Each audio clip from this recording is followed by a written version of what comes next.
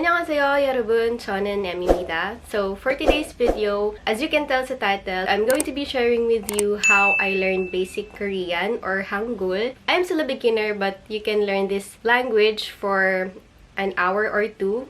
I'm not kidding, but yeah, so in this video, I'm going to share some of my tips, the materials I use or the apps I use to learn the Hangul. And so if you're interested, please keep on watching.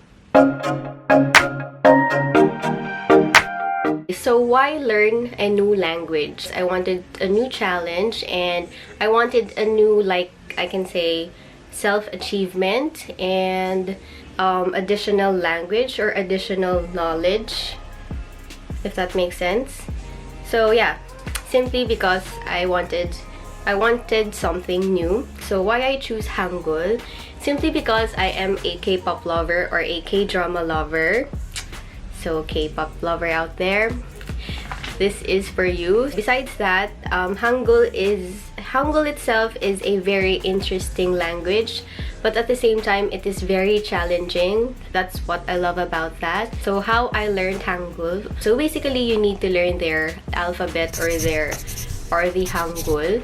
So here is my notebook. I have two notebooks. So this is another tip. You have to have your own notebooks to take note of whatever you learned. And this is my first notebook. This consists of the alphabet. So this part is very easy. You can memorize this for like 1 hour or two. This is very easy to learn. However, the hard part comes after this. So I'm just gonna show you yung sentence construction niya, because in English, the sentence construction is basically the subject, the object, and the subject, the verb, and the object. However, sa Hangul, it's the subject, the object, and the verb. Second is you need to learn how to write, of course. When you already memorize the Hangul, of course, you should know how to write them. Then, next is you need to practice reading. So, reading you can also do for an hour or two. But there will be a time that you can read some words but you cannot understand. So, that's the difficult part. You need to know vocabularies. So, that's the fourth step. Know some vocabularies, the popular ones. Know some verbs. Like, for example, kada, mokta, chada. So, those are some basic verbs you should know. So later I'm going to show you what I wrote sa notebooks ko para you'll have an idea on how to start your note taking. And yeah, so let's move on to the next tip. So next step is obviously you need to watch K-dramas or Korean dramas. So I recommend you watch or you rewatch your favorite K-drama, and then you remove the caption or the subtitle. So this will improve your listening skill. And then try to put a Korean subtitle. So this part naman you can practice or you can improve your reading skill. Then next step, of course, nandun na tayo sa K-drama. You try to listen naman sa mga K-pop songs, like for example BTS songs. So that's what I do. I listen to BTS songs. I read their lyrics, and then the Blackpink songs. So those are my favorite. So those are just some of my favorite songs. Okay, so next is very important. You need to look for videos that teach Hangul. Like for me, I have this favorite YouTube video, which is this one, the Hangul Formula. So, pero this is in a Tagalog form. So, si Angelo Songsen-nim, thank you very much. I've learned Hangul before college, pero I'm not consistent. So, this year, actually I started December last year, 2019. And until now, consistently, I'm learning Hangul for like 20 or 30 minutes. I'm watching his video until now because he really explains a certain topic. So, mas naintindihan ko yung alam ko before pa. Another video is, I forgot the title. But here in this channel, they have a video per topic. Like, for example, parts of the house. So another video is all about animals, and then jobs, etc. So per topic yung kanilang videos. So there are tons of other videos that you can find in YouTube. Just pick ones that you find easy and comfortable or convenient. So what I do until now is I try to follow Korean stories na videos, and then what I do, I change the speed to 0.5 to slow it down, and then I try to read along with the native speaker on the video, and then I try to speed it up slowly, and then repeat and repeat and repeat. So practice makes perfect. Next tip is to use flashcards. So the ones I use is this site, because this is just a free site, but it's up to you. If you want to have your own flashcard, you can make one, then you can just review and review. Next is I put sticky notes with Hangul translation on items. Like, for example, the door, I put a sticky note and put moon, because moon is the Hangul version, the Hangul translation for door. And then the window, changmun. And yeah, so you can use that. So when you enter your room, you can just, it's like rainbow, it's like full of sticky notes. So para ma-remind din kayo kung ano yung meaning ng certain word, Hangul translation ng mga certain items. Next is, of course, to take notes. And you need to have a notebook. So I'm going to show you those later. So next is try to join Facebook groups. There are tons of Facebook groups. So the ones I joined is, okay, I'll just put in the description box. So in the groups, there are native speakers also, yung mga admins nila or moderators. So they can give you files or mga videos that you can learn from. And if you're like confused of a certain topic, you can just ask them directly or message them. So hopefully they can reply to you. So, okay. So next is download apps sa phone ninyo. I only have one app. This is not really a Korean app, but this is a Google Translate. I already have some PDFs and mga other resources. What I do sa Google Translate, I try to listen how the pronunciation of a certain word is, because a lot of Korean apps are in light version, so you need to purchase the pro version of it. So ayoko naman gumastos. If you know some free applications, just comment down below para let's help each other out. So yeah, so next tip is PDFs. So I downloaded 4 PDFs. Those are free PDFs. So these are some of them.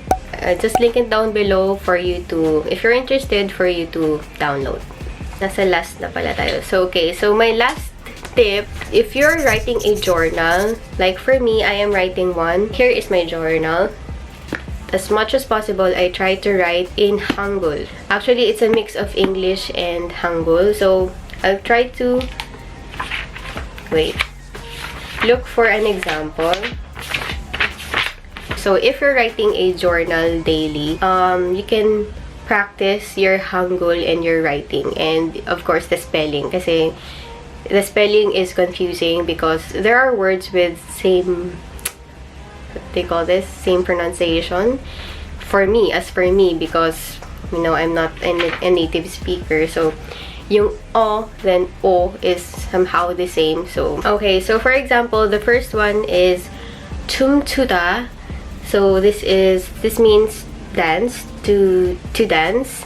And because I'm practicing some dance for my 1,000 subscriber celebration. So just look forward to that. And then next is 비디오를 편집하다.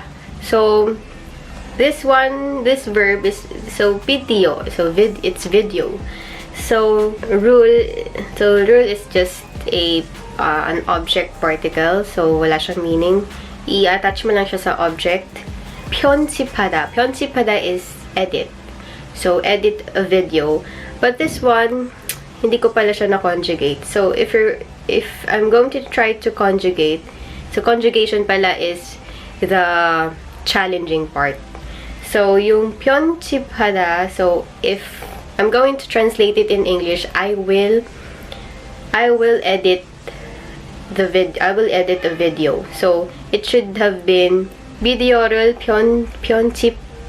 편집할 거예요. So real 거예요 is a future tense. So the future tense is 편집할 거예요. And then the next one is 한국어를. 한국어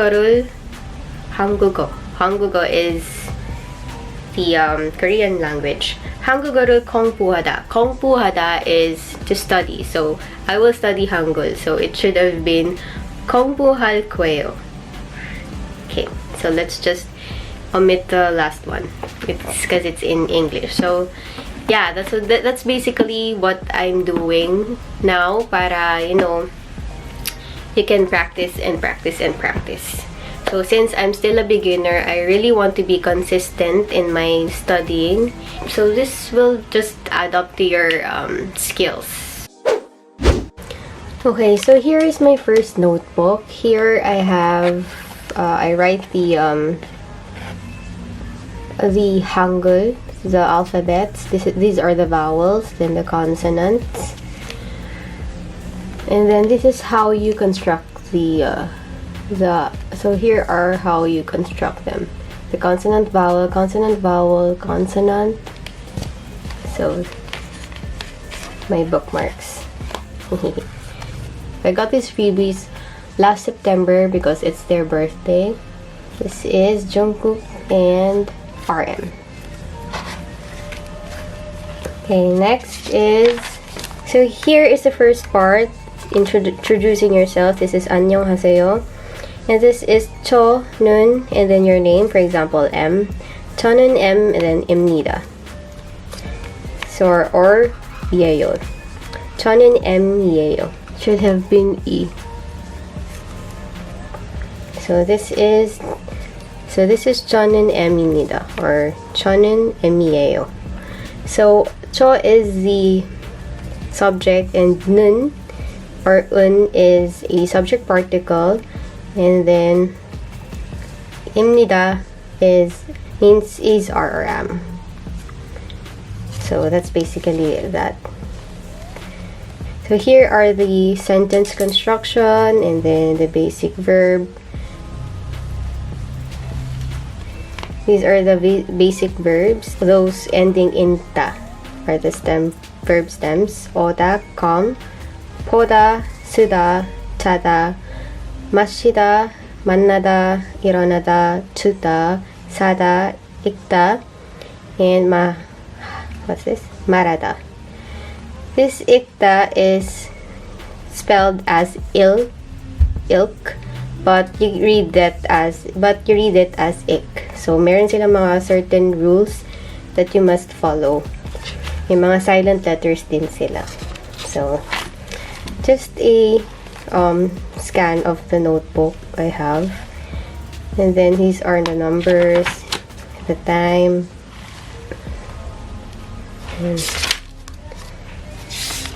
and then I'm just going to show you some vocabularies. These are some vocabularies I just encountered sa mga K-dramas or sa mga PDFs. So random lang siya. And so this is not in category. I also draw this for me to remember easier. Ke is dog, so I draw a dog. Then 고양이, cat, and so on and so forth. So here is my second notebook, si Jean. So this is in depth. Ayan. This is the source, Hangul Formula. Sentence construction and the conjugation. So this part is really hard. So para kayo nagwa-one-on-one ni Angela Sonsing name. Then may mga explanations siya and all. So that's it. So, this is the conjugation part. Na medyo mahirap. Past, present, and future. I also draw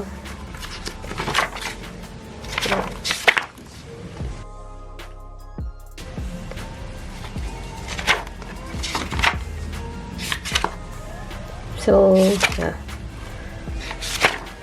So that's it. So that's it, guys. So if you have some other tips na hindi ko na mention, just comment down below. Let's help each other out. If you know some other PDFs or some free tutorials, please let me know. And yeah, so that's it, guys. Thank you for watching, and I hope you like this video. And if you do, please give it a thumbs up, like and share, and also subscribe to my channel. And see you on my next video. Annyeong!